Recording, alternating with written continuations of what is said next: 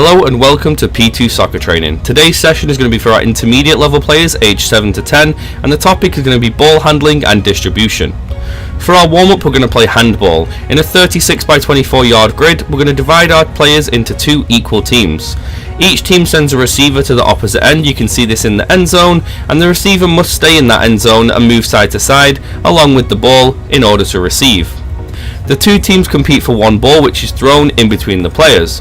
When a player gets the ball, they cannot move. They must only pivot and go left or right. The players cannot take the ball away from a player. They can only intercept it while it's in the air. We're going to try and focus on the player receiving the ball and how they prepare to catch. There's a couple of coaching points on the session plan that you should have a look at this point. And in our technical element of the session, players are now in pairs, around 10 yards apart, facing each other, with a goal behind them if you have this. Players will serve the ball back and forth and then they'll repeat the skills below. You can read these skills on the session plan, but a couple of them are catching aerial balls from an underhand toss and blocking ground balls. Players will move through the following skills for about 2 minutes until it seems like they are grasping the technique correctly. Again, there's a couple of coaching points that you should definitely look at before moving on. And for our tactical element of the session, we're going to be in a 24 by 24 yard grid with several goals around the outside.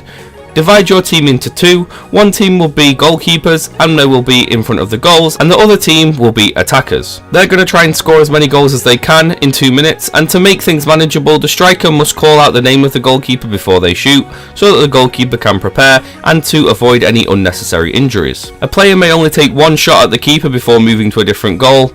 We're going to switch teams and you can progress this by asking the strikers to try and shoot along the ground or to the far side of the goal.